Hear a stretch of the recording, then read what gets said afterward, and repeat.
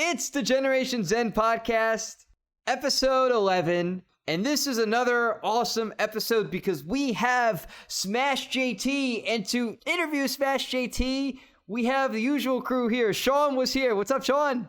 Hey, how's it going, guys? Jeremy was here. Hey, how's it going, guys?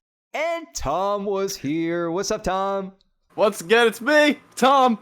Not saying everything else everyone said. Like I said earlier, and as you can tell from the title of the episode, we interviewed Smash JT. He puts out a lot of great videos on YouTube, and we talked to him about a lot of stuff. We talked to him about internet drama. We talked to him about the next generation of consoles. We talked to him about going over to Tommy Tallarico's house and test driving the Amico. What do you guys think about this episode? You guys have fun? This is great. I had a great time. And I think, some topics from the past we talked about again. We got some new perspectives from Smash JT, and I think we had a really good time. Yeah, this is up there with one of my favorite interviews. He was just such a pleasure to talk to, and like learning about his little snippet into his life and how he got into making YouTube videos and his game testing career. It's all really, really interesting stuff. Yeah, we spent a while on this one, I think, just because we were all just kind of talking, and it was like so informal, really. It was just like, just kind of talking to him and like just asking him questions like you would another person. Exactly. He was a down-to-earth guy. He was really cool. We forgot to say in the beginning, he also worked in the gaming industry. So he talks about that and his experiences being part of the gaming industry and transitioning over to YouTube. Thanks so much, everyone, for listening to this episode. And here comes the interview.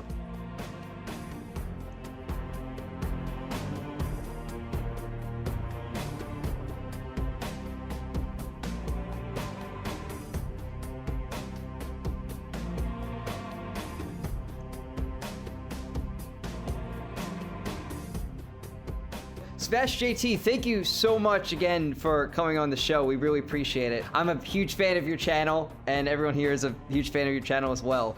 And the videos you put out are awesome. So if you don't mind giving us a brief description of who you are, how'd you get into YouTube and the gaming industry and all that fun stuff. Well, not to bore you, I'll just do the Cliff Notes version of it. I was born and raised in Massachusetts and moved out to California when I was 25. And didn't have a job, didn't know what to do with my life. Just recently had graduated college a few years ago from then. And I was like, oh, I saw this ad on Craigslist to be a video game tester. I was like, it was right around the time of Grandma's Boy. And I was like, what is this all about? Let me investigate it and see. Because I'm like, I got no like plan to do anything. And I've loved video games my whole life, so I think it'd be kind of funny to tell people I was a game tester. So I applied to it and interviewed and got the job. I was like way overqualified. Like most people didn't even graduate college. Most people were like just out of high school type thing. So I was like someone who probably should have been doing something much better than game testing at that point in my life. But I was like, whatever, I saved up money to move out here. And from there, I was working at Sony Online Entertainment, and one of the main games I was working on, which we will circle back to eventually in this podcast, a little foreshadowing there, but the first game I tested was Cash Guns Chaos, which was a launch title for the PlayStation 3, the very first downloadable game available in the PlayStation Store for the PlayStation 3. So when I was game testing, I had the PlayStation 3, the piano, the big thing, back before it launched, before it released. And they were like, if anybody here takes pictures of this or shares it, back then it was like MySpace or whatever, they're like, if you share this on MySpace, you are immediately fired. Like, nobody can share photos of this. You can't, because it's before they actually showed it to the public. I was like, man, this is badass having a PS3 at my desk that nobody's even seen before. But anyway, I digress. So From there, I worked at, I ended up getting a job. I was talking to my recruiter who hired me at Sony Online. I was like, I actually really like the idea of recruiting people in the video game industry. I think that's like really where my passion is just being able to talk to people who want to get into the industry. And she's like not even a gamer. She was like, oh, do you want to do what I do? Because I kind of want to go to a different department. I was like, yeah, I would love to do what you do. She's like, okay, let me talk to my boss. We'll see what we can do. And they set up an interview, and I got that position. And I was like, okay. And again, it's a very abridged version. It's a lot longer story than this, but I'm going through the cliff notes. And so I was a video game recruiter for the entire West Coast of the United States, so all the way up to Washington State. Um, but I would travel to companies like Square Enix in El Segundo, where the airport is, in LA, or EA. And back then, Midway was still a company that was there, which was so cool when you go on site to these companies and you go into the buildings and they have all the statues of all the characters from like Mortal Kombat and stuff. Like they are like pristine. It's like a game room dream. Like when you walk into these places, like The Office.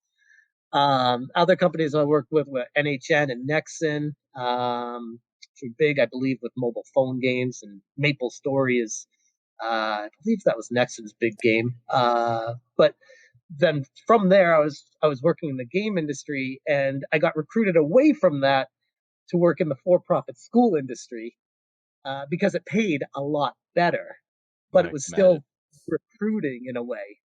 But ever since then, I kind of uh, regretted it, leaving the industry for more money, but it was a substantial amount more. It was almost double.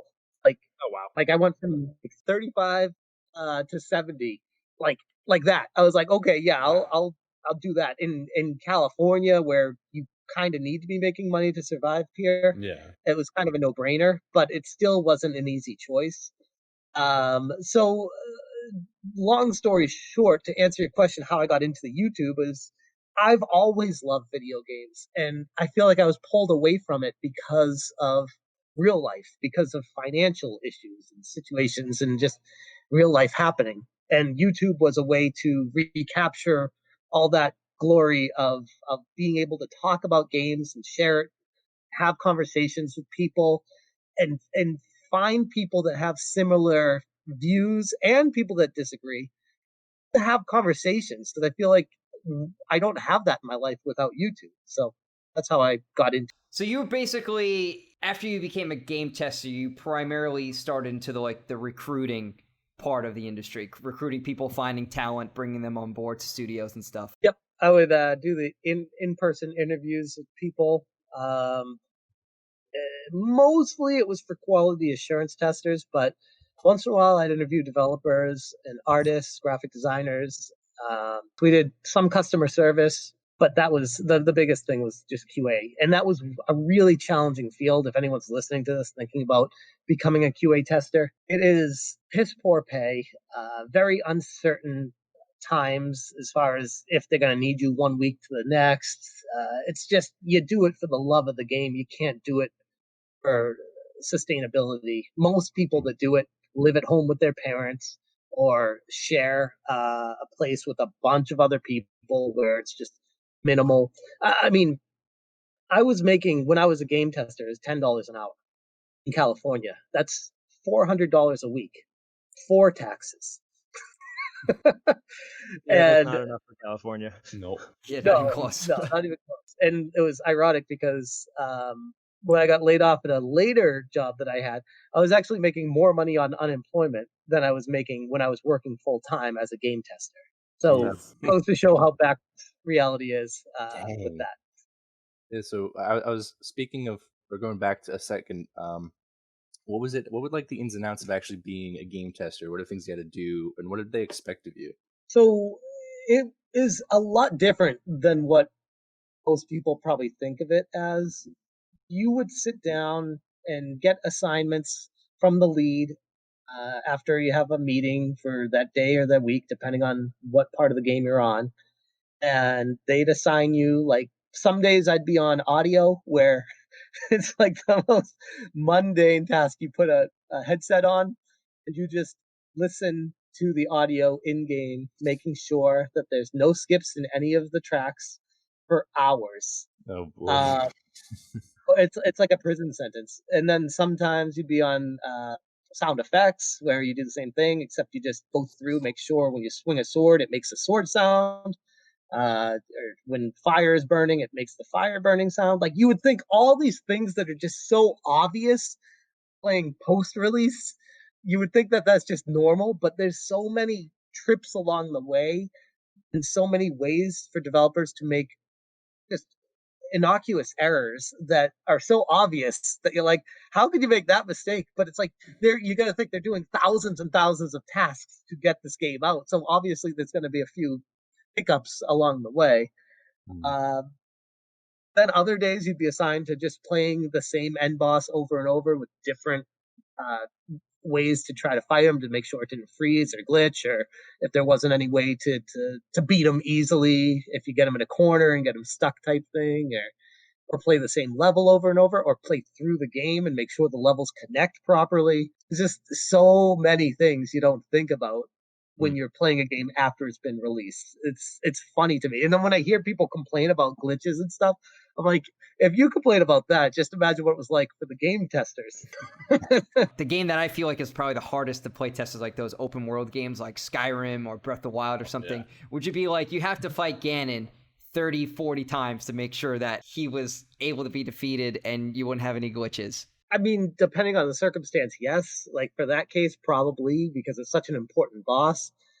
But it depends on a lot, depending on the game. But yeah, I wouldn't put that past them. I wouldn't put it past a team of people doing that for a week on one boss. One thing I'm thinking of is if you have to, what if the game tester is not very good at that specific game? Like, and they're assigned like a specific portion of the game, what would the developer do? That game tester would not be there next week. Yeah, that's what I was thinking. Yeah, you'd probably lose your job for being bad at the game. Yeah. What was like one of your favorite games you got to game test though? If you could think back to like one of your one of the best ones you got to. In a weird way, it wasn't really game testing. It was during my time there when I transitioned, which I didn't talk about this because it was the abridged story. But I was a QA tester for about a year, and then I was a game master for about a year. And a game master is in-game customer support, and that was for EverQuest. And I was specifically a GM for EverQuest Online Adventures on the PlayStation 2, where you could like go into the game and have conversations with real people. They would know you were the GM because of your avatar. And you could just kill people, you could spawn things, you could have games, you could give stuff away, and those are some of my best memories. Is just it was like being the head of the show, and everybody, like hundreds at this point, it was kind of dying down, but it was hundreds and hundreds of people on the server joining. In this case, it was typically in Freeport at the town, where they'd all just center around. You could spawn a giant dragon and give it as many hit points as you wanted. And you could just, like one of the craziest things, which was hysterical, because imagine this. Imagine you're playing a game and the NPCs don't talk. Like you're fighting an alligator on an island type thing. I could spawn myself as an alligator and walk around and talk to the person. So I would freak people out that never had an encounter with the GM, where I'd be like, it would be like alligator : hey, how's it going? And they just write a bunch of question marks, and like you could see their avatar, their avatar just walking around like confused and more question marks. I'd be like, what? You never talked to an alligator before? They'd be like, hello. Tom, didn't you play EverQuest for a little while? I did for a little while, yeah. But I was big on a lot of MMOs, so I played. You could name an MMO, I probably played it at least once. So. I bet you didn't play Vanguard. Vanguard. Oh, no, I didn't. All right, so I'm a liar. There. See, Vanguard was supposedly the big follow-up to EverQuest 2 that Sony Online was working on. And they put so much time and resources in it and nearly bankrupted them, so they had to launch the game before it was ready. And so many people were bitching about it. And they're like, we just need to make something out of this game because there's so much into it. And that's the scary thing with MMOs. It's such a huge investment that it's a dying breed. You don't see many MMOs joining the fray these days because it's not worth the risk. Yeah, you really the ones don't. that are there already are very overpowering. You know, you got the RuneScape and the WoW, and you know what more do you need actually? Guild Wars 2. Yeah, played that for five or 6 years. Love that game. And then I know Sony Online Entertainment were working on PlanetSide 2, and they were hoping that would be like the next major hit. And it was cool. Yep. Like I tried it, and it was a really cool concept, but I just don't think the game necessarily landed with people as much as they were hoping. I mean, that's the thing. It goes back to being such a hit or miss field. They were so scared to diverge from the EverQuest brand because that was so successful that one of the mistakes they made was titling EverQuest 2 EverQuest 2. Like, nobody wanted to play EverQuest 2 because, like, I put all this time into EverQuest 1. I'm not going to just start over on a new one. They should have titled it something different, but they were scared to stray from it. So that actually, I would say, inhibited the success of EverQuest 2. I mean, it felt like they were spitting out a new MMO every couple months. They had Enter the Matrix was another big one they were doing. They're doing another, I think it was Marvel Avengers or one of those comic book ones that was a big one that never came out until after they went under and was bought by someone else and then launched under something else. Now it's like a free-to-play game on PlayStation. Yeah, I think with MMOs, like the business model relies so much on having a consistent player base because the whole point of the game is that nice interaction you have with such a big group of people. So if it flops at launch and nobody plays it, it's probably never going to take off, and that's just terrifying for the developer. Right. And it was funny too, side story. It was right when World of Warcraft was getting big, and working at Sony with EverQuest, we had free online access to all the games. We could play as much as we wanted, free monthly access. And every time there was either like a break time or lunch or after work, people would instantly log off of what they were doing working on EverQuest and log on to World of Warcraft, which was the competitor. And I'm like, this is hysterical. Like, this should tell you that this company is going to go under because everyone working here is playing the competitor's game. And what do the executives say when they see that? Where they're like, well, like, we need to start over? Or what do you think is going through their head? Not much was going through their heads. They were too busy, caught up in their own. I mean, I could say a lot of things, but like some of the games they were pitching, I was like, I could tell you right now that's going to fail. But they didn't care to hear what we had to say. They were just so caught up in their own minds and what they do is right. You had a one-hit wonder with EverQuest, and you think everything you do is to be gold now. So that's the difference with WoW is that you buy it once and then you just keep expanding. You buy the expansion, you don't have to change games, and it can keep people around for 10, 15 years at this point. Yeah. When I was playtesting Cash Guns Chaos, I even said to the developers, I'm like, this game in its current state is not good. Here is what you need to do to make it good. Camera's way too close. Move the camera back. All the enemies just appear in front of you and start killing you. You can't see them. Back up the camera. And they didn't listen. I'm like, that is the number one downfall. And it's not even that hard to fix. If you listen to the game testers telling you how to make the game work better, then it has a chance of success. But the current release of it, it's still a manageable game, but it's just not as good as it could have been if they had taken in all the input from the team. So I guess they kind of viewed you guys as not worth taking input from. I guess they already have their development team and who they take advice from. But if you're just a play tester, what do they know, sort of thing? Even though you were like the consumer. Exactly. So what about your experiences working for, this is just right from your YouTube bio, and you were mentioning it earlier, EA, but also you have in the YouTube bio Rockstar. What was it like working for those companies? So it was to a lesser extent. I never went on site to them. It was more just remote interviewing and presenting candidates for them to go into, because I worked at the temp agency that was hired by these companies to present candidates to them so that they didn't have to pay benefits. They didn't have to worry about laying people off. They didn't have to worry about doing the payroll. All of that was through the temp agency. They just paid us a lump sum for it, and we take care of everything. So for companies like EA and other companies that were up in like the San Francisco area, it was more just I would post ads on Craigslist, Monster, Indeed. LinkedIn wasn't really that big back then, and nor was that the caliber of people we were looking for anyways, most of the time. And then I'd get responses. Sometimes, oh my God, sometimes I could write a book on some of the responses of how hysterically bad people's resumes, or if you even want to call them that. I was tell the story, like I would save some of them as a Word document. I don't know if I still have them on my old computer, but like some of them were like achievements. I don't know why, but dogs really like me. Every time I pet them, they wag their tails. I'm like, this is on your resume. Like what? And it was like serious. Like that's not an achievement. That's a dog.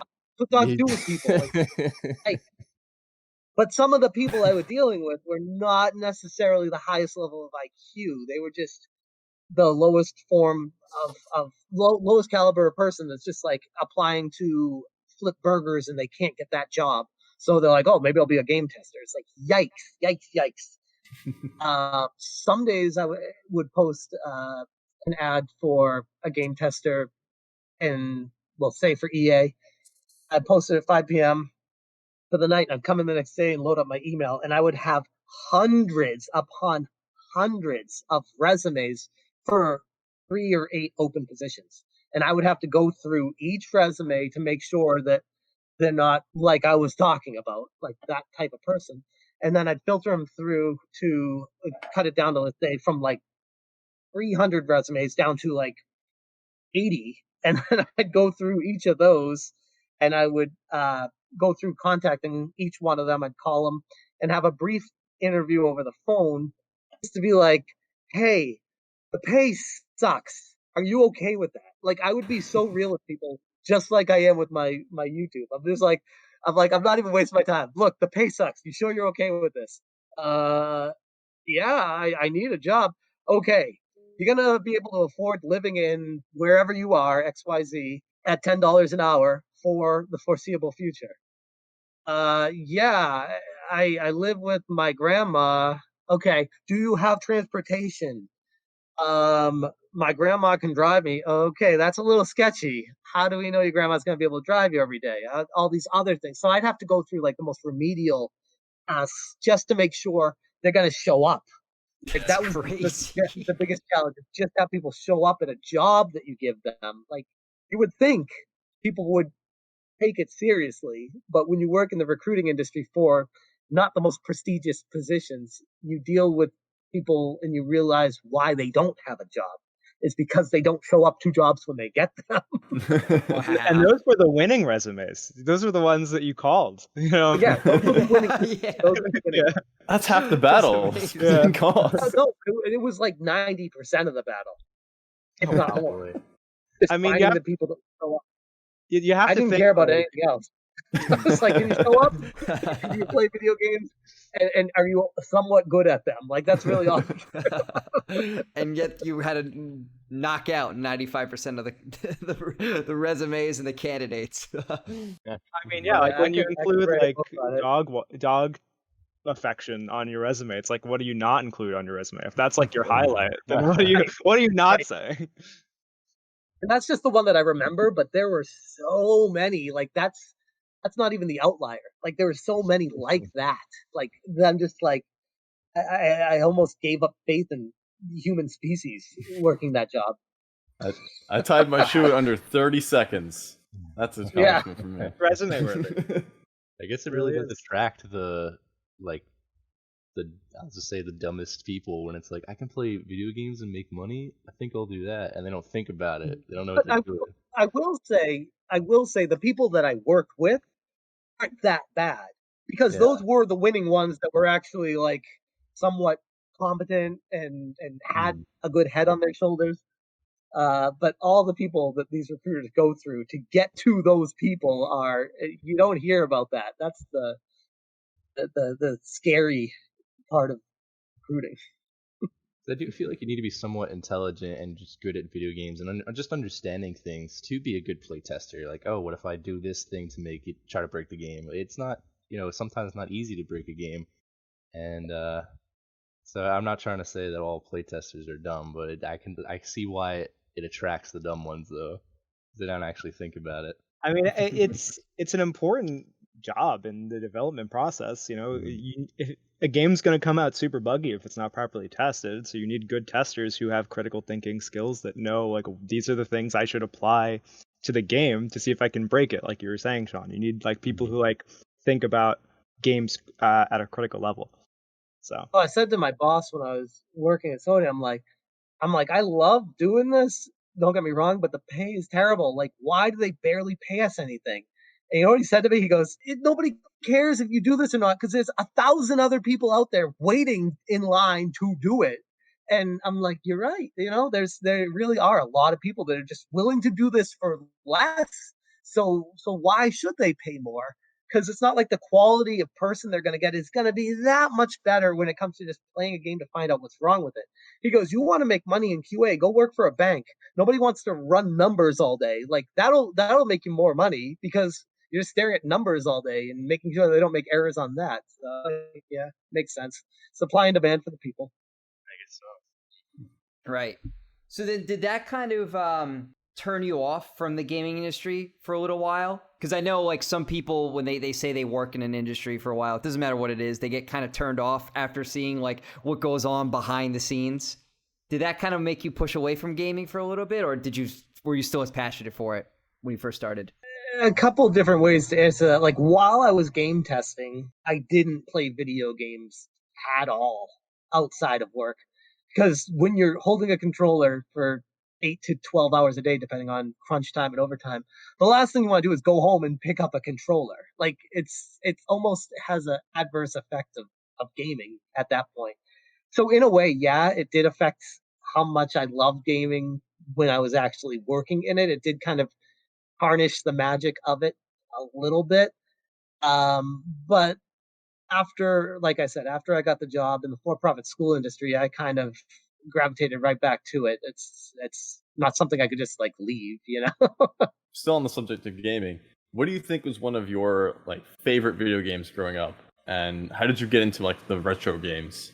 I'll answer the second question first. I got into retro games because I'm the youngest of 5 boys in my family, and all 4 of my older brothers had the game systems before I was even born in this world. So I was born in 81 and I grew up with like a Tandy computer, the IBM, and then the Atari 2600, and then the NES. And I can remember some of my earliest memories were going from the Atari to the NES and seeing Mario run across the screen just blew my mind. Like at that point, I was like 5 or 6 or 7 years old. I don't know, somewhere around there. It was like one of my earliest memories. I still remember where I was when I saw Mario moving across the screen. It was in my brother's room on this tiny little TV.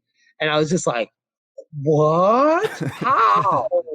That's impossible. These blocks can't do that on the other system. So that really was where I fell in love with gaming, was just, always being around it when I was a kid.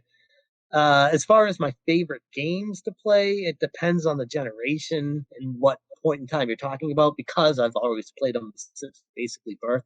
But like, I mean, I went tooling around on the AS with the Game Genie and played the hell out of games like Super Mario 3 and experimented with it and like all the different stuff you can do with that, all the way to Secret of Mana, Chrono Trigger on the Super Nintendo, Final Fantasy VII on the PlayStation, GoldenEye on the N64. I mean, Halo on the Xbox, and LAN parties. That when my brother moved out to a different place, we'd set up LAN parties there. And man, like some of the best memories of my life were just playing that game for just hours on end with them. Before you were a game tester, you're testing the limits of games with the Game Genie and stuff. That's pretty awesome.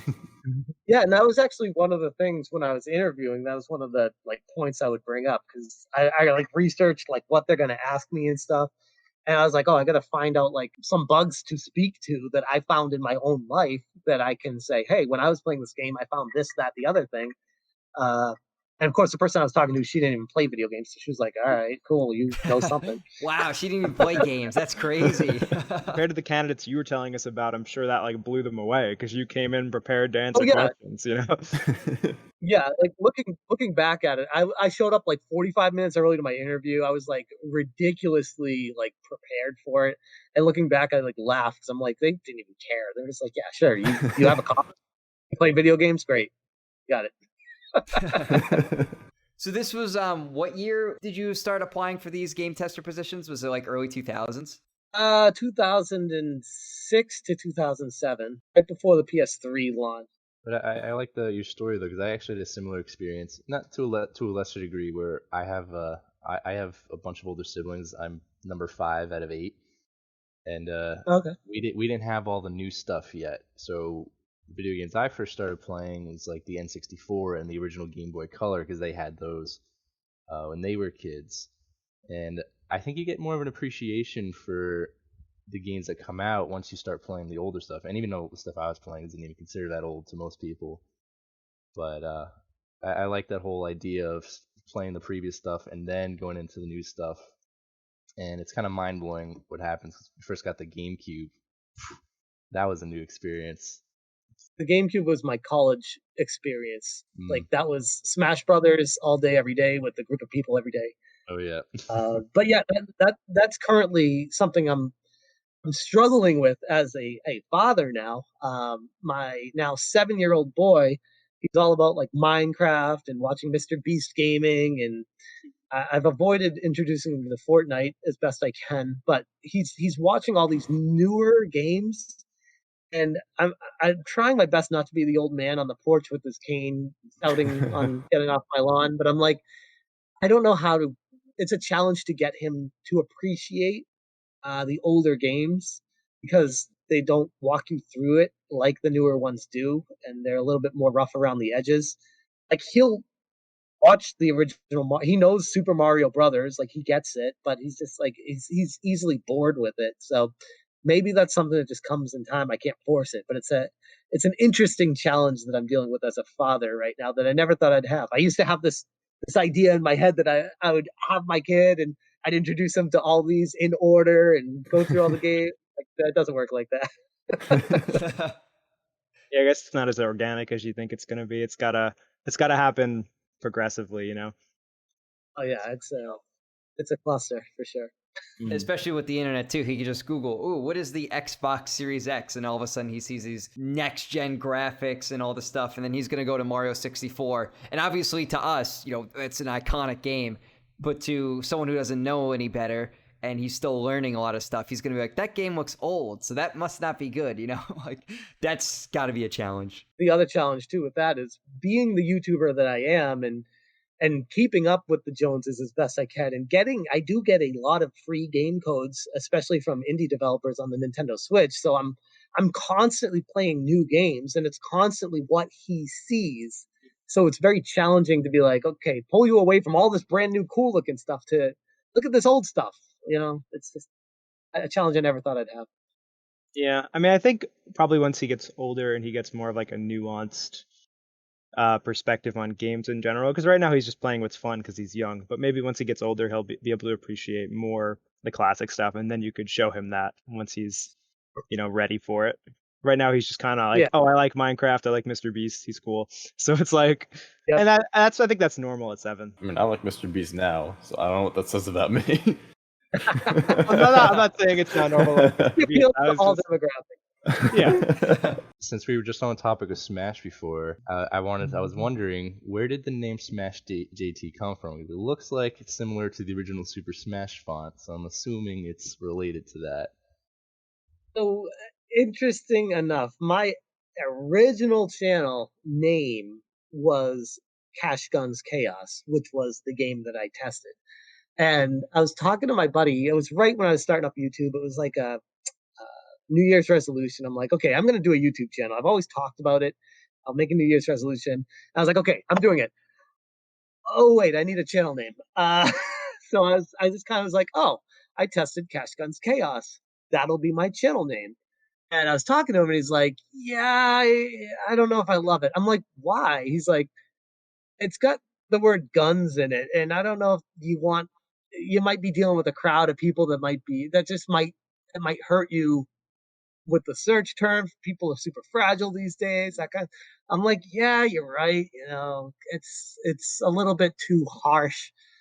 And also, you got to worry about like the off chance that my channel ever did blow up. Then you worry about like IP stuff, and if they're gonna come after you and make you change the channel name anyways. And it's all my buddy telling me all this stuff. I was like, oh my god, I didn't think about any of that. Whatever. He's like, yeah, try to think of a different name. Because I don't think that's gonna be good. And I was like, yeah, you're right. And I was thinking about it for a couple days, and I came around to Smash JT because Cash Guns Chaos was basically a modern day take of Smash TV. Like it was a top down bullet hell, kind of like a bigger room than Smash TV. And I was like, oh, maybe I can play on the name of Cash Guns Chaos and use Smash TV I was like, oh, I'll just use my initials instead of TV, and that'll hopefully be enough of a differentiation from a IP and make it my own thing and still relate to video games and has a strong name, like a powerful name to it. I was like, I like that. I'm gonna go with that. I told him it. He's like, that's awesome. So has a reason for the name is because it's loosely based off of the first game that I tested, and it incorporates my initials to it, and it's a video game, and it just sounds cool. I like it. It is cool. And I guess that's why that's why the JT looks like it's kind of in a TV screen, because it's like, Yep. yeah, okay. Oh, Cool. there you go. Catch. It's Good awesome. catch. My initial logo was like complete ripoff of Smash TV. Like I just like copied and pasted the Smash TV logo and like blurred out the TV and wrote JT. And my buddy's like, you can't do that. I'm like, yeah, I got to pick the original logo loosely based off of it, so it's enough distinguishable so that it can't be caught, hopefully, by anything. That's awesome. I don't know. I'm far from being a lawyer, though. I think it's under fair use, I'm sure. It looks original. Yeah. It's original. It's inspired. It's not ripped off. So it's like, Yeah. Right. Yeah. I think that's fair. I'm also not a lawyer. No. No, to go off that though, Smash JT is everyone. I feel like a lot of YouTubers have like something iconic about them. Like, for example, Review Tech USA has the cucumber. You have the hammer, the Smash JT hammer. What's the story behind that? As I call it, the mallet. Yes, the Smash JT hammer is that was born from, I don't want to say desperation, but it was born from more of what I was doing on my channel wasn't working, and I wanted to try to think of a new idea to maybe get attention. And I honestly thought it would work out a hell of a lot better than it did. It kind of failed in a weird way, but I don't regret it because I learned a lot from it. But during a spat of time, I researched it thoroughly on getting a gigantic, like real world battle weapon mallet made. Nobody does it. You can't buy them pre-made. Like they're specialty only, and you have to basically commission it from a professional. So I researched online, and nobody made them. Like nobody. You would think that a giant, like comical sized mallet would be something that people could make. Apparently, a lot more work goes into it than you would think. I found a guy that made something on a do-it-yourself channel once that was like a smaller mallet, but still bigger than the ones you can buy. And I contacted him via email on the DIY website. I was like, hey, I'm a YouTuber and I love the mallet you made. I'm wondering if I could commission you to make the biggest mallet you could possibly make that is still functional by a human being. And he's like, yeah, that's a really interesting request. Whatever. I was like, he's like, what do you need it for? Just curious. And I'm like, I want to break stuff. He was like, fair enough. So he was like, okay, how about this size for this price? It ended up being, I think, it was like $350 or $400. And the guy was up in San Francisco, so also like with shipping and stuff, I think it was like $450 to get it, and it took like a month and a half. But I have it on my other computer, and I initially was thinking of making like a special episode talking about it, but he sent me the entire video footage of him creating the mallet from start to finish, and it is like magical. Like how much work went into what he did is insane. Because this looks like a piece of wood with a cylinder at the end. It's like no. There's way more effort that went into it. And I mean the thing is heavy. It's like 35, 40 pounds. You could legit kill I didn't somebody. realize it was that heavy. Oh no, it'll break anything. Like, what'd you have to do to make it stay on your wall? So does it come off? I mounted it with clips into the studs, so it's in there good. But I have a couple videos that show me like dislodging it to go, like on my PlayStation Classic review. I smashed the PlayStation Classic, which was an expensive video because that's right when that came out, and it was like $100 and something after tax to get that. And I made a really, I was proud of that video. I did a good job with it. The YouTube algorithm thought differently, and that video just fell flat on its face. Yeah, I was just saying, unfortunate too, because the PlayStation Classic was such a bomb of a console. And I'm like, man, I nailed it with this video, like literally nailed it. But I got it, and I did like a angry video game nerd-esque take on why I hated it, and I started going nuts on it. Then I started destroying it, and I like this video. It did really well. Like after editing and rendering and putting it together, I was like, it worked. It worked. And then I published it, and it just didn't go anywhere. And that's unfortunate about YouTube. Like that video, along with many other videos, kind of reinforced the lesson, in which people take the lesson a different way. Some people try harder, whereas I try less hard. I'm like, I don't have the mentality. I'm too ADD to try harder and work on more edits and make them even better if they're just going to fall flat on the face. I just can't take that. So otherwise, now, in turn, I'm going to just shoot videos just talking and just give my perspective to things. And of course, those get views because reality makes no sense. Yeah, it's really interesting how you have these high production value videos that people make, and then you have people who they point a camera and they're just talking for 10 minutes rambling, and those get more views. It's so crazy how that happens. And I used to get so frustrated. I mean, hell, sometimes I still do. It's only natural to compare yourself to others. And I used to really, I don't want to say get bitter, but it was just one of those, I'm like, I feel like, this is going to sound so cocky to say this, but it's the truth. It's like, I feel like my video is better than their video. And their video is getting tens of thousands of views, and my video is getting like 112, and it's frustrating. And it's just one of those things that you have to keep at it and just, put your head down and just keep going. Don't worry. If you get caught up in other people's success, it will negatively impact you as a creator and make you not want to keep going, because you're like, what's even the point? There's people doing what I do, and they're getting more views, even though I feel like it's not as good as me. What's the point for me to keep going? You got to realize why you do it in the first place. And that's why I keep going back to, this is my outlet to talk about video games. So no matter how frustrated I get, no matter how bitter I am, it's like, I'm still going to come back to it, because ultimately I love talking about video games with people. Sometimes I'll invoke drama on my channel. Sometimes the reason is because I enjoy the topic, one, and two, because it brings views. And it's funny, people get mad at you for covering drama. They think you're being fake. It's like, these are the same people that subscribe to you for the drama and then will watch your video game content videos. So Right. you don't even see themselves of what they're doing, and they get mad at you. It's like, you got to find whatever edge you can to get in and make your brand known.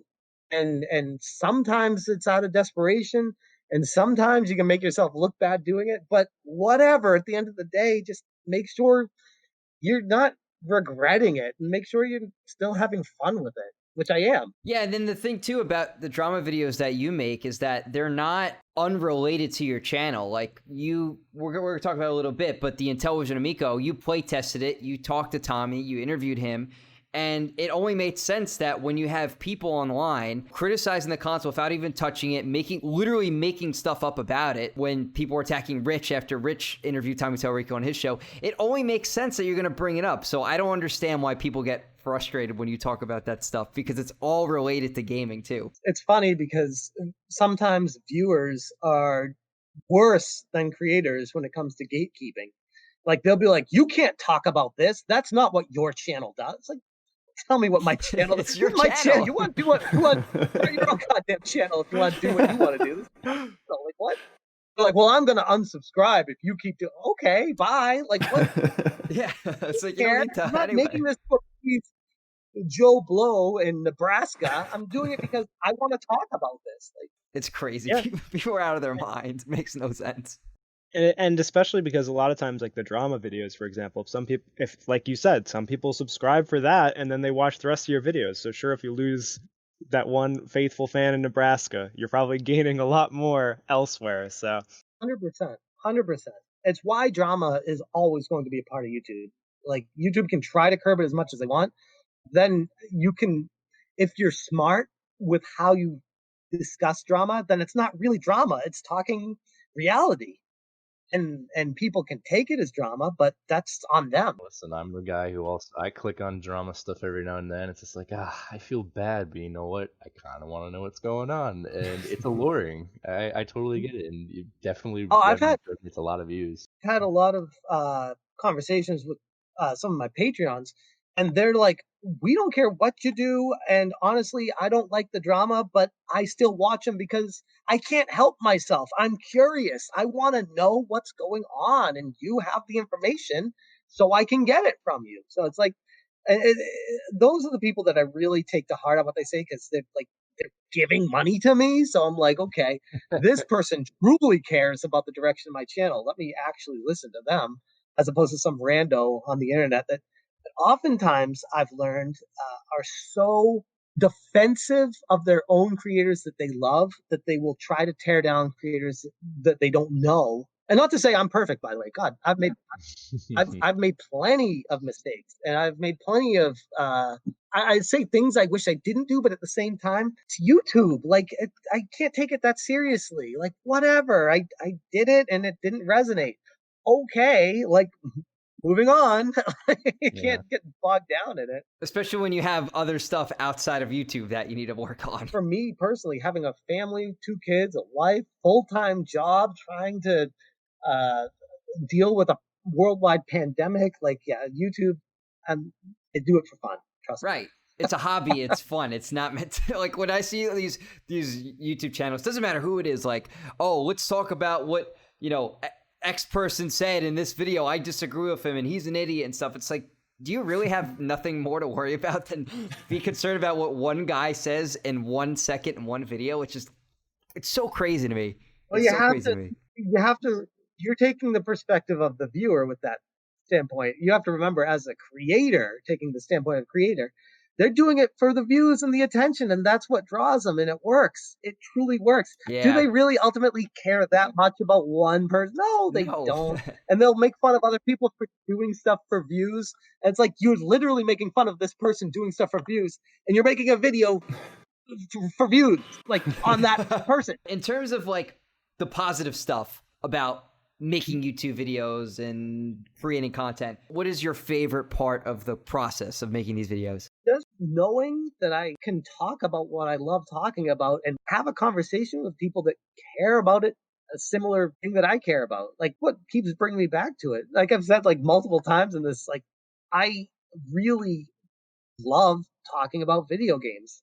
And it's funny too because I'm 38, I think. Yeah, I don't even know how old I am. I turned 39 in a couple months, and I'm wondering, like, will this ever change? Will I ever not have that feeling, that drive? And it's like, well, for 39 years on this planet, almost, I've felt this. So I guess I should assume I'll stay the course. I might have my ups and downs where I won't play as many games one month as I do the next month, but that's just life in general. Anybody that plays games all day, every day without any kind of breaks, it's no life for anyone, in my opinion. You gotta balance everything. I just want to comment on that too, but I think that's what makes like your videos very alluring is that you don't, you're doing it for fun, and I think you can tell when a creator's having fun with their content, not forcing it out. They're not like looking to have huge success, and if they don't have it, they're upset. You're just doing it because you want to, despite the reaction or despite what happens, and it really shows in the videos from what I've seen so far. So I really appreciate how you take creation. Thanks, that really means a lot. I appreciate it. And I'm not gonna lie, like I've even said it in some videos where I've been caught pressing myself, where I make videos that I'm like, I literally only made that video for trying to hit on something that I'm like, I need to remind myself that yes, I make videos for attention. That's not a bad thing, by the way. That's okay. But I need to make videos for attention that I care about, that I have a passion about. Like I had so many people tell me I need to cover Linity, or so many people tell me I need to cover Shane Dawson or whatever. Like I don't give a damn about these people. Why would I cover that? Like that's not. And that's why I know I'm not going to ever blow up to be one of these big channels, because that's what these big channels do, is they focus on the trendy topics of what to talk about all the time. And that's, to me, that's exhausting. Like, unless I truly care about it, which maybe someday I will, just myself the out in case I ever do blow up and this gets hot. Maybe someday I will care about it. But right now, that's not where I am. And ever since I started YouTube, I started YouTube with doing top 10 lists of my favorite NES games, or talking about my favorite Super Nintendo soundtracks. Like, literally, the stuff people make that is like the anti view getter this day and age on YouTube. That's what I was doing. And then I learned along the way that, I need to actually give a perspective that's unique, which you can do with those kinds of videos, but people aren't actively searching those out from no-name channels. You need to do stuff that people will search out from a no-name channel, which tends to be drama. They don't care who's spitting it, as long as someone's talking about it, they'll eat it up. And if they like that person enough, they'll subscribe and watch their other content, hopefully. Seems like you know what you have to do to get to that level, but it's kind of soul crushing to do it, and it's not who you want. Like, what's the point of doing it if you're not enjoying it anyway? Like, I made a video on it before too. Not nobody's perfect. I'll be the first to say, but like I literally caught PewDiePie lying about Pro Jared, where there was a clip of PewDiePie on stream where they were talking to him about Pro Jared. It's like, I don't know who that is. I don't know who Pro Jared is. And then, like, literally the next day, he made a video talking about how he's watched Pro Jared for a while and how he's surprised. I'm like, so I made a video splicing those two things together. I'm like, that's interesting, because yesterday he said he's never watched Pro Jared, and now here he is saying he's watched him for a while. So that's not really genuine. That's and that's when I realized that even the most biggest channels out there are still chasing the views and still will say what they need to say, and people will forgive them or don't care. Like, people don't care about the truth. They really don't. They just want to be entertained. And once creators realize that reality, you have a decision to make as a creator. Do you go for the views and don't care, or do you still have a conscience when you do things and still try to provide the truth, knowing that people don't care about the truth anyways? Yeah, it's wild. It really is wild. Yeah, and I think that's why you're kind of in a healthy place where you have other focuses, like your family, and you have a full-time job, so you can kind of disconnect yourself from that. Oh, I got to pursue just views, because it's not like you're doing this for a hobby. So you can pursue what you find to be like worth talking about, and you can still hold on to that integrity because you don't have to pursue the views, because you have other things to focus on too. 100%. And I agree with Sean. I think it comes out in your videos. I think I've just started watching because Justin just introduced us to it, but I can tell that you have, like, I feel like a good vibe, from your channel. I recognize that. I think you actually care about the topics you're talking about. And now talking to you, I see that come through. I appreciate that, because there's a lot of things that I could talk about, a lot of things that interest me a little bit, but I'm like, does that interest me enough to do a video on it? Really? Like, that's where I gotta. If I was doing this full time and I was making good money off of it, then yeah, there'd be a hell of a lot more videos I'd be making that I like enough to do videos on. But right now, my channel is just so, I don't want to say an afterthought, because it's not. I do put a lot of effort into it, but it's not my main goal in life. It's not my priority right now. It used to be when I got laid off at Qualcomm and I started my channel and thought I could go somewhere with it. Then I was like, okay, I can do this full time and I can make money on it, and I can cover video game news and trending topics and give my perspective. But good Lord, that is a flooded market.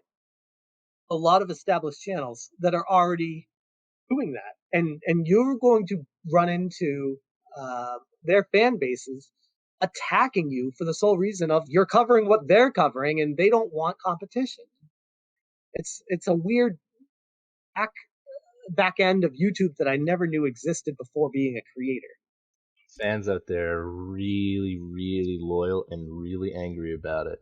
I know, it's like Oh yeah, I know. I mean, I'll make a video on, just last week I did it like 4 days ago or 5 days ago. I made a video on the Xbox presentation, the game showcase, and I was blown away by it. I was like, this is amazing. And there were other channels out there that were like, yeah, it was really good. They did a good showcase of these games. And my video, if you look at likes, dislike, I have 90 dislikes and 80 likes. And these other channels that literally have the same take, same opinion, everything I've said, and they have like 10 dislikes and like 3,000 likes. And I'm like, as impartial as I can be, removing myself from that situation, trying to look at each creator on their own, I'm like, I did I wouldn't say I did better than them, but I'd say I did as good as them or pretty damn close to it. And I'm getting dislike bombed because I'm not popular. Like another thing that I'm just like dealing with right now with YouTube. It's like I don't like that. I don't let that stuff affect me, but I do find it very interesting psychologically with how people are. I don't want to say sheep, but people are very easily led and misled based off of who they are just committed to. It's just Yeah. interesting. Yeah. Well, I actually want to jump to talk about like one of the bigger things that we were here before is the Amico, right? Because you had the hands-on experience of it. You got to use it before. What can you tell us about it? Like, what are your thoughts on it? Because none of us have been able to actually like touch the thing yet. We don't know. And it's related too because, you had all these channels come out of the woodwork saying, oh, you like the Amico? What's wrong with you? You know what I mean? Right. Like we got, even our little channel here had these random comments on it and dislikes saying, another Tommy shill. Like, you know what I mean? Yeah. It's like, you didn't even watch the video. So that was really funny. we have like 200 views. So it's like, where do these people come from? They look up, like, it was literally not even like a day when I made that channel because I put everything on Spotify first. And then in June, I put everything to YouTube just to give people another option to watch it. And then as soon as I uploaded all of these dislikes and comments came in saying Tommy Tellerico shill. It's like, do people really go on YouTube and search Tommy Tellerico and dislike everything he says? Like, it's crazy. So yeah, so that's kind of, it's related in the same way. They're looking for drama. They do, by the way. They do. They literally like. And the other problem with that is the way the YouTube algorithm works. It also works negatively too. Where if someone hates Amico, but they always go to the Amico videos and dislike them, the algorithm is going to continually pump the Amico videos in front of their face, even if they're not searching for them. Right. It's kind of a YouTube problem too that they need to address. Like the algorithm should take into account if this guy keeps disliking this shit, probably shouldn't keep pumping it in their face. Yeah. But YouTube knows that hatred is such a driving force. There is money to be made there from their perspective. So they don't care. They'll talk all the time about how they're trying to make YouTube a better environment. But no, they care about making sure the advertisers are still paying. The shill thing cracks me up. And this is one of those things. It's a much bigger deal when you learn that it's not the shill that's the problem. It's you need to learn when you're a creator to stand by what you say and stick to your guns on stuff. People are going to try to knock you down. They're going to try to punch your ideas and make you feel worthless and that you're stupid, that you have a dumb take, whatever. And it's funny because oftentimes it's just because people are, like I said, they're blind sheep just following what bigger creators say instead of hearing what someone says and making up their own mind. And the reason why I say that is because, just stepping away from the Amigo for a second, the Xbox presentation last week that I was talking about, I have so many people dislike bombing me for that because I had an opinion that's saying I liked what they showed. I don't think Halo looked that bad. I'm sticking to my guns on it. I don't care what these people are saying about an image floating around online that it's a brute looking bad. I'm like, yeah, it's a frame of a blurry image of a screen moving on a low res video feed. Like, what do you expect it's gonna look like? Like, come on now. The reason why I bring that all up is because if you want to say shilling for the Amico, it's like, no, I enjoyed my experience with it, and I want to speak to that here. When I went up to see Tommy, craziest like life experience that I'll take with me forever. Spending the day with him, realizing that his passion for the Amico stems from his true passion in gaming. It doesn't look like it's a let's do this for the money type thing. Like, obviously, yeah, they want to make money on it, but it's coming from a place of passion, not a place of business. I think that's a really important distinction to make. Do I know it's going to be successful based off my time? No, I don't. I don't know if it's going to be successful. I played a very early version of it. The controllers I did hold, but I didn't use them because they weren't syncing to the console at the time.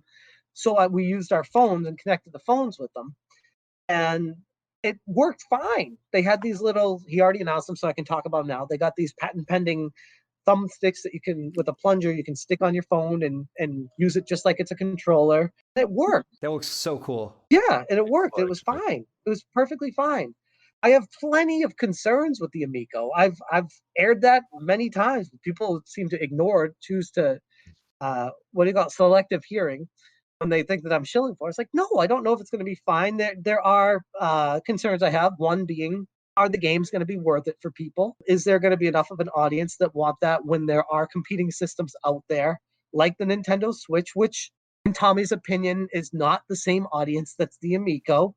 Okay, we will see though. We will see. We don't know. You know, like there are things that we don't know, especially with the competition on the eShop, with the eShop sales right now, and the price of the Amico being $200 currently or somewhere around that, the same price of a Switch Mini that you can get extra Joy Cons for if you want to play around. Like it's got a lot to prove. It's got to prove itself, and I feel like it's got a fighting chance. And I like the idea of a new company entering the ring. And I like the idea of more competition. And I like the idea of being a smaller company, being more agile to change and being able to do things and take risks that these bigger companies can't do when it comes to making games or doing something weird in a game and not worrying about if it's going to ruin them or not, because they're just bite-sized experiences. So there's a lot of positives with it too. And when I played it, I'm like, it all came together, and I'm like, yeah, I'm on board. I'm excited about this. I did not get a free Amico from Tommy Tallarico. I put my money where my mouth is. I put my money on a down payment for it because I want to see what this is like. Personally, I'm excited. I want to review the system and tell people when I have it in my hands what my real feelings are now that it's released. Is it worth it? Like, is it? But I will say my initial impression was, it changed my mind. When I first heard about the Amico, I was like, oh God, this is just a money grab. It's another console that we don't need. It does phone games. It does stuff. Who cares about this? Just get a Switch. The more I've researched it, the more I've realized that after seeing it in person with Tommy as well, I realized that there is a potential market for this. It's not as big as the big three, but that's okay. You don't need to have 5% of that market. You don't even need to have 1% of that market. You could have 0.2% of that market and you're doing well, you know? Like it's one of those situations. And with Tommy on board, after seeing his passion for gaming and his experience with games personally, I have a lot of faith in him to be able to pull this out. And I think it's funny to me that there are people like Pat and Ian that will not go up and see it when the offer's on the table. They'd rather just continue to bash it and make things up about it. And don't they live only half hour away from him or something like that, right? They live down the street for their. I know exactly. I'm not going to say it. I don't want to dox them here, but I know the part of town that I'm in San Diego. They're in San Diego. I know what part of town they're in. It's not that far. It's not too far from me. And I drove up to see Tommy. So if I can drive up to see Tommy, it was like an hour drive. It's not that bad, you know? So it's just, it's funny to me. Like I said in one of my drama videos, like they are using this as an excuse to be able to get views off of it just by degrading the system and talking trash about it. And that's really unfortunate. Tommy's trying really hard with this. He's putting a lot of effort, a lot of money, and a lot of people are backing and working on it. And just to have some lowlife just continually bash it without actually investigating it whatsoever outside of just reading forum posts, that's not okay with me. That's not cool. Yeah. Especially someone who's into retro gaming. Absolutely. Like, yeah, they're hoping that this is just another like Coleco Chameleon and it just flops. I mean, look at the people that Tommy's hiring. Like he just hired Jay Allard. Jay He was Allard. from Microsoft, who worked on launching Xbox Live. Like, he has a lot of big industry names at his company, and he has someone who worked on like the Mars rover project working on it or something, and like someone who worked on a nuclear sub. Like, Yeah, which is like super random. But When and he I went explained the when I went context to of it. Yeah. when I went to Tommy's house, I saw his passion for gaming, and then from his house took his Ferrari. Pat and Ian love to rag on me for taking a Ferrari like you wouldn't get in I a saw that. Ferrari. Yeah, I saw that in your video. Took it, yeah, I'll take it again next time I go up to see Tommy too, and I won't have any regrets about it because it's freaking awesome. But we went to Intellivision headquarters, and I met the people in person. This is pre-COVID. This is before everyone worked from home. Like, this is going in, meeting the people that worked on like the original B-52 bomber, meeting people that have worked on the original Intellivision hardware from back in the day, and they all still share the same passion. They want to recapture that from the gaming era that is seemingly gone now with what they're offering on today's games. So I get it. Like, they're there. It exists. The console exists. The company is real. Like, one of my biggest concerns before going up there was, is this even real? Is this just a shadow, an empty shell of a company that they're pretending? Like, no, there are real people on the ground working on this at a headquarters in the Los Angeles area. It's really cool. That's exciting, and it's just so weird. After I found all that out, it completely changed my mind. Okay, this is a legitimate operation. These people have a lot of passion, and this thing is happening. Now let me see what it could present to the end users. Okay, I see a demographic for it. Why are people hating on this? Like, if it's not for you, that's fine, but just spouting hate to spout hate on it, I don't get that. I don't get it. I, like you said, it's the Coleco Chameleon thing. I made a video talking about exposing Pat and Ian, Pat especially, where he basically admitted on a Twitch stream. Someone shared the link to me. I couldn't believe it. Where he's like, "Yeah, I want this to be another Coleco Chameleon, because last time we got a Coleco Chameleon situation, I had a huge influx of Patreon because everyone was so happy that I was right, saying I saved them money and it was an awesome experience and all this other stuff." So he's hoping that this fails and turns into that for his own personal gain, which is just gross. It's Like, that is gross and evil. disgusting. And Yeah. to comment And on then the that, people defending him, knowing the truth and still defending him, is just mind-boggling to me. But whatever. People will do what they'll do. to just comment on that, I personally, I'm very skeptical about the Amico, but one thing I can say is that Tommy is obviously very proud of everything he's doing. Like, he's not hiding his process. Like, he's taking people, he's showing them the team, he's showing them the product, he's showing them everything. He's very I would transparent about argue, it.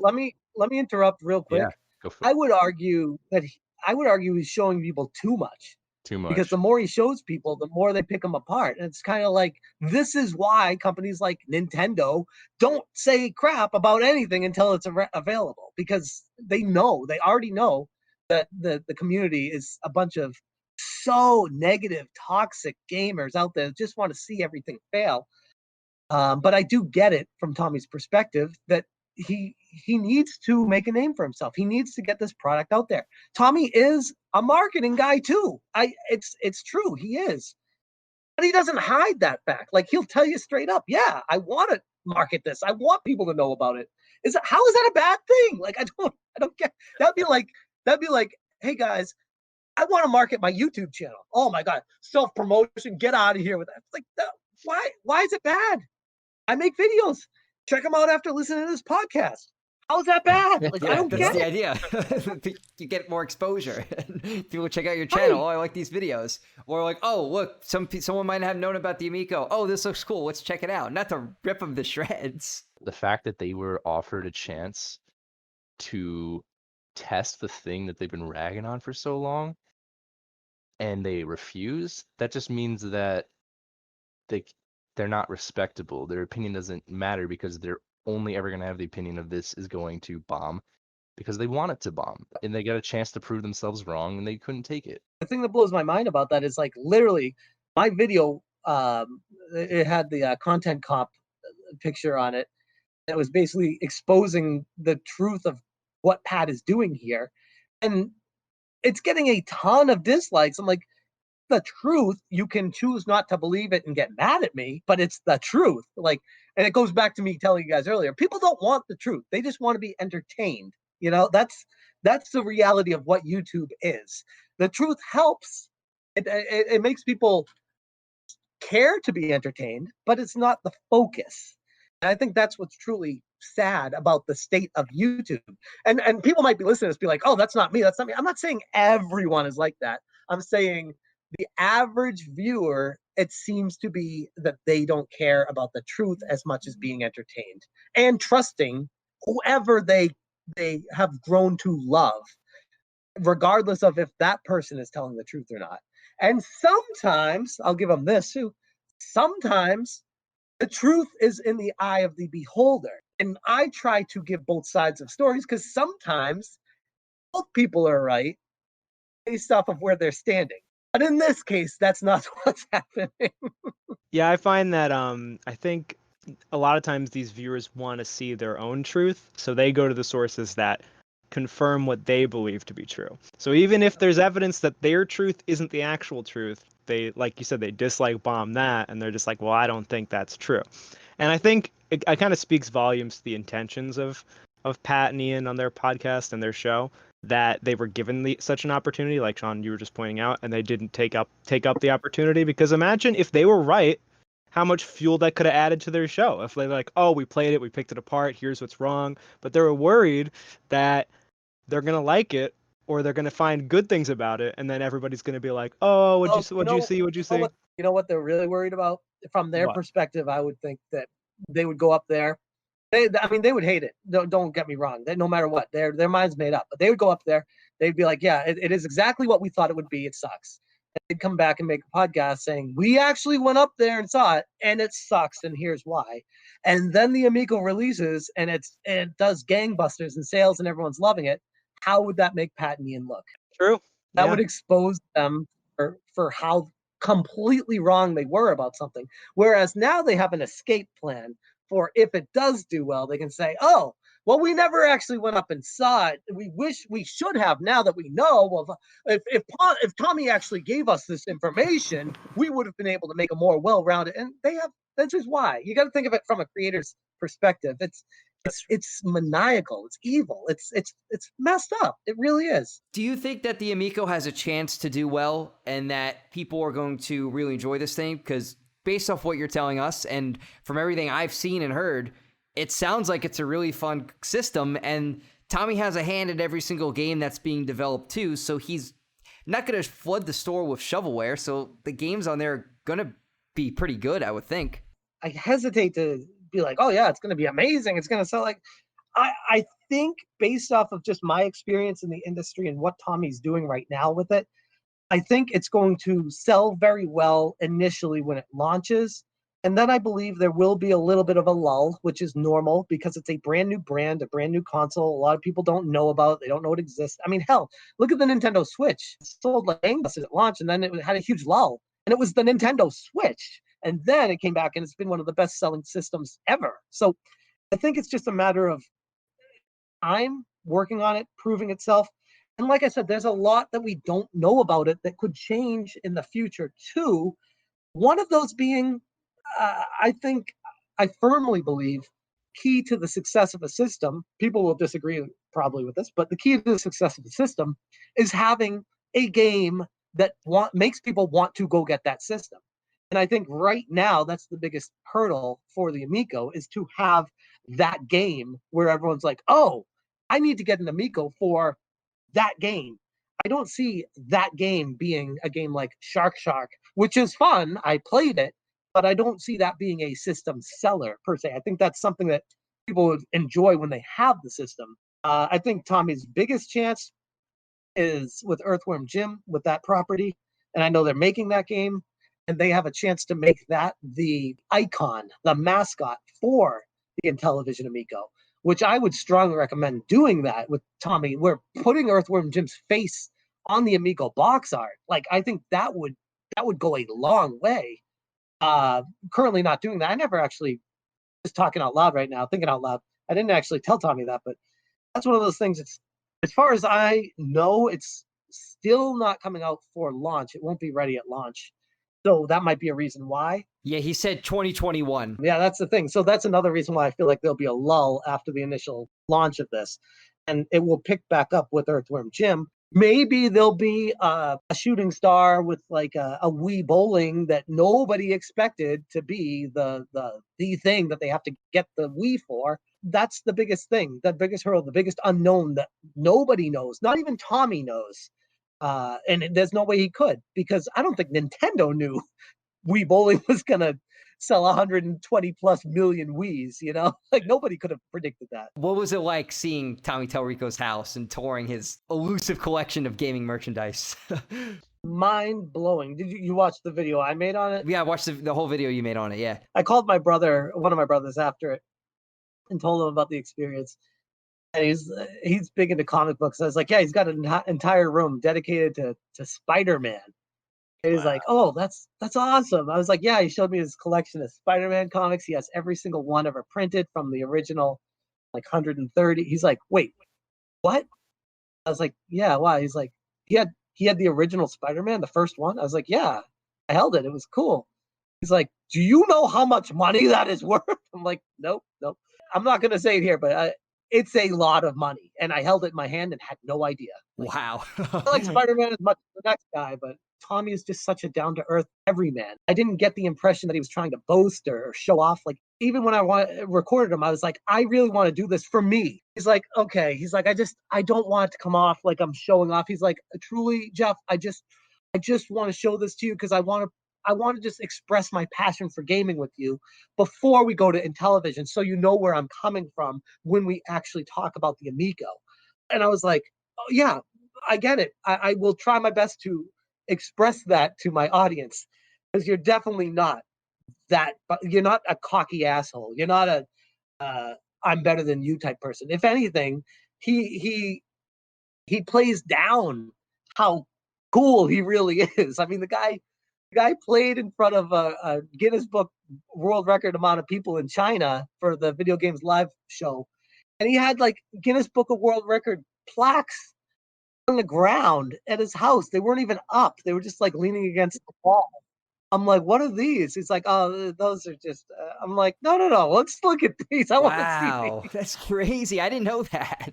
I didn't know that he He's got like, those all right. awards.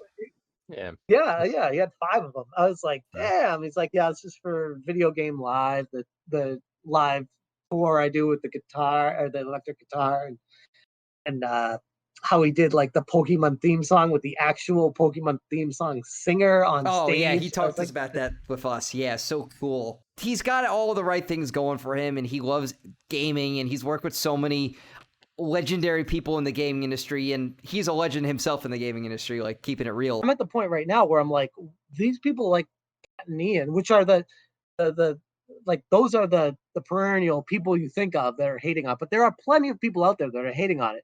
I'm like, I don't get it. Like, you just want to piss on the grave of a console that hasn't even come out yet. Like, why? What are you benefiting from this? What? Go talk about something you like. You know, like why? Like if it was a scam, I get it. Like you want to warn people against it, I get it. You want to make a video explaining why you don't like something or why you don't think it's going to be successful. Okay, I'm even okay with that. But if you're gonna keep drilling into it on over and over and over again, why? What are you getting out of it? This was a project started by like internal funds. You know what I mean? Like, you know, he would go to like, I think he said shareholders or stuff like that, but that's like typical business. He's not asking the consumer to put down our own money without knowing about the console and says, invest in me. No, he's not doing that. He's asking for pre-orders because he wants to make sure with, you know, you get one in time for delivery and you don't have to buy it. He's not depending on us to make it happen. So I don't get it. I really don't understand it. I like Tommy as a person, and from everything I've seen, I like the fact that he's not a bragger. He's a sharer. He wants to share his things. And he has a lot of stuff worth sharing. And I don't know. It's hard to attack his character. Even after the videos I've made about him, I'm the kind of guy that I'd be like, okay, I'll go have a beer with you, dude. Like I don't care. Let's bury the hatchet and talk about our differences. And he's the kind of guy that would just like laugh at that idea, like thinking it's the most ridiculous thing in the world. I'm like, I don't get it. Like you just want to hate, and you have so much anger and frustration, and I mean, it is what it is. I mean, to each their own. I'm not gonna rag on him as much as he rags on the Amico here. I will say, in a way, Tommy probably wouldn't agree with this, but it's beneficial to have a prominent character be a detractor, because it draws attention to it from his audience and makes people investigate. Is this the reality? Is it not? It's a controversy. Let's find out about this. And in a weird way, I would say it has benefited the Amico getting the name out there. Almost daily, there's a video of a random person that just hates me for some reason, making a video about me, about why I suck so much. And I'm like, okay, good. More people find out about me through your haters. That's fine. I don't care. You know what they say? Any attention is good attention. So if people are talking Exactly. Yeah, about the Streisand you, effect, yeah. Maybe they're such good fans that they're helping you grow by hating on you. Could be. That's No. next level right there. Yeah. What do you think about the next generation of gaming? As someone who's worked in the gaming industry and seen the development of games, how do you think that the Xbox Series X and the PS5 are going to change the way that we play games? I'm going to say something controversial and say they are absolutely, completely unnecessary. Really? At the same time, I also think the 4K HD TV is completely unnecessary, but it's still really cool and makes it such a great experience that it's hard to say no to.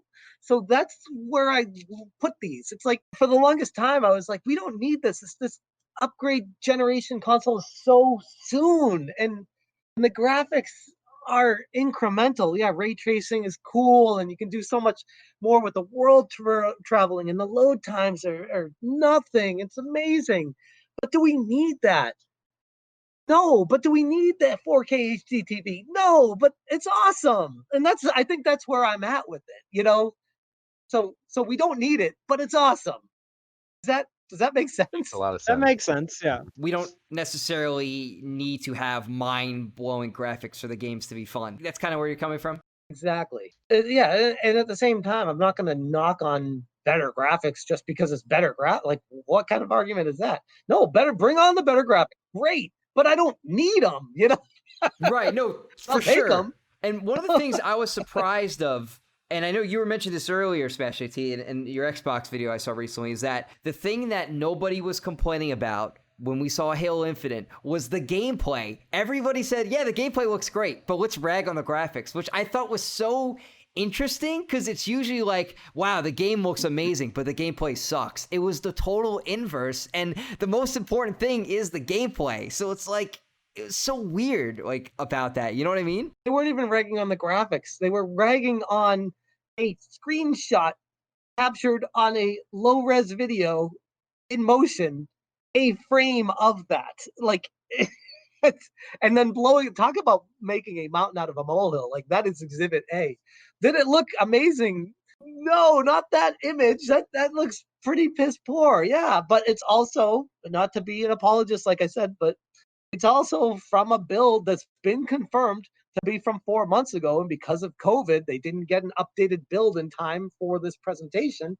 And even if it's the same, whatever, like, it looks like an awesome game.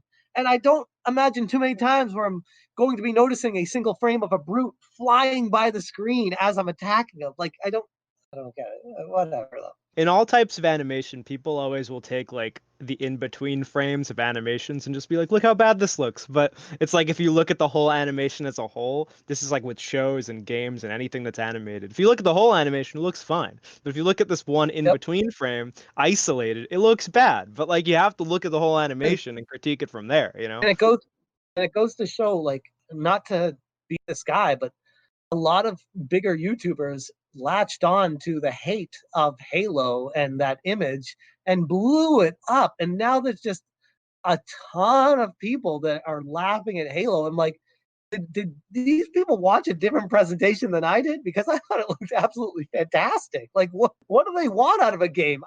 The other thing too, people forget, I think they're so used to Uncharted and Horizon and Ghost of Tsushima now, they're expecting that type of realistic graphic, and they forget what Halo looks like. Like Halo doesn't have that style graphics. Halo has a very unique style that gets incrementally better, but it's not going for hyper realism like these other games do. It's more of like a sci-fi realism. And I love that about Halo, where it's so unique that you can see it in action and know that it's Halo. Like it's got a very unique characteristic to all the graphics in it.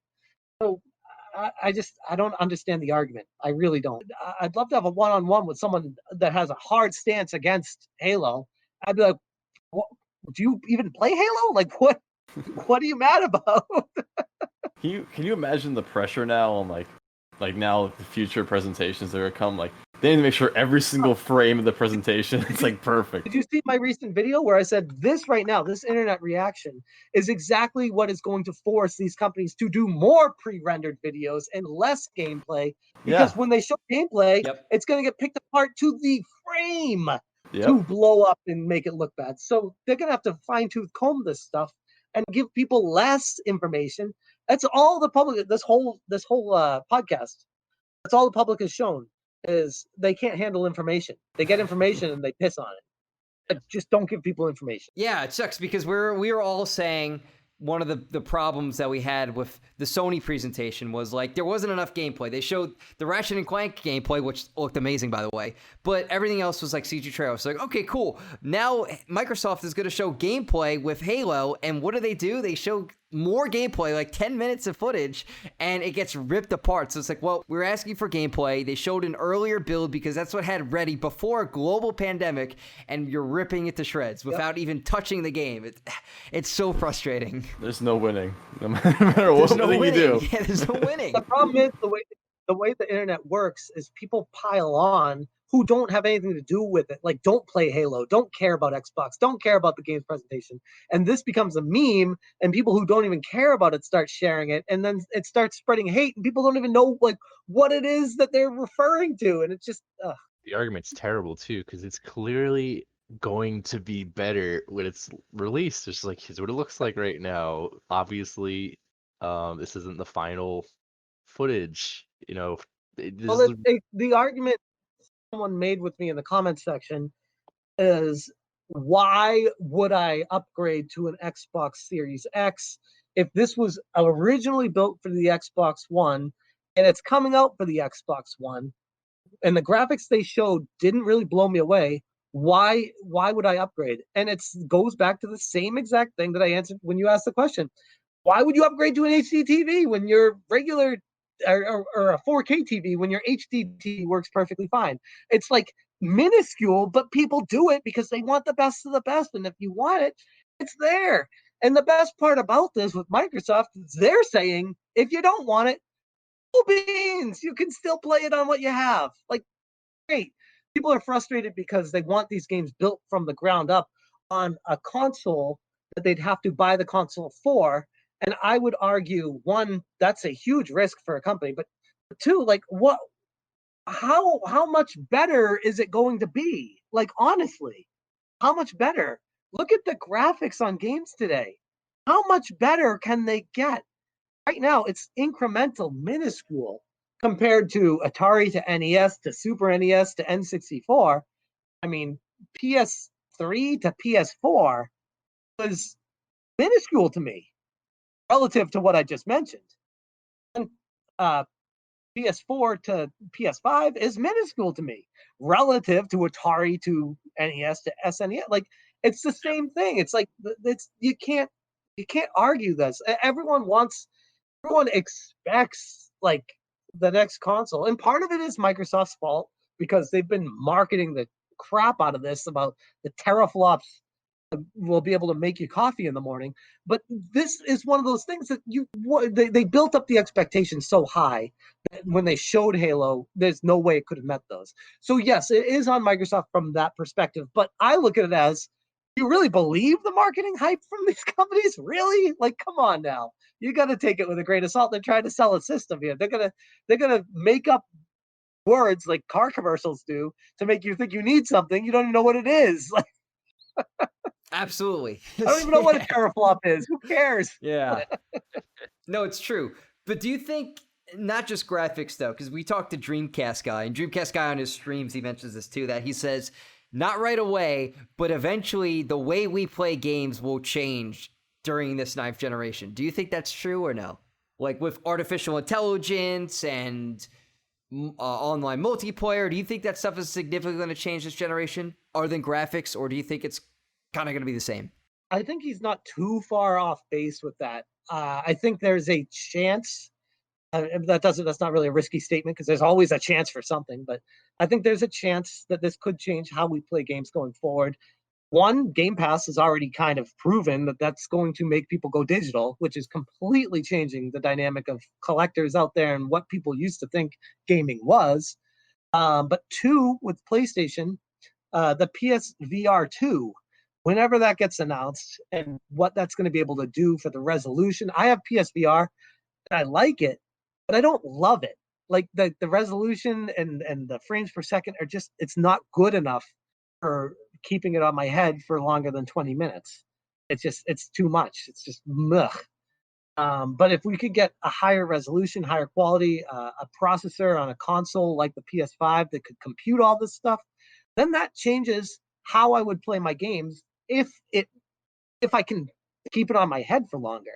And yeah, that kind of thing could change how I play games too. Or whatever Microsoft's working on with their HoloLens, which got, I don't know, kicked down the road and who knows how long. And what that could do. Which, by the way, I did have a HoloLens on when I went to Comic-Con last year, and it's cool. It's really neat what it can do, but it's still not where it needs to be. The field of vision is very limited, so I think they're working on that. But what it presents is very exciting.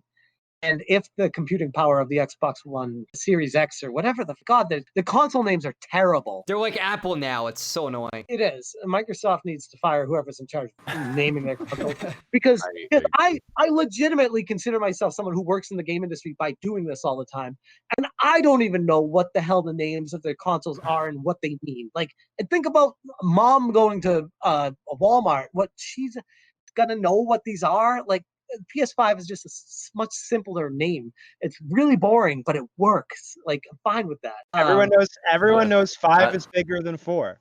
But nobody knows I've been saying it well, too.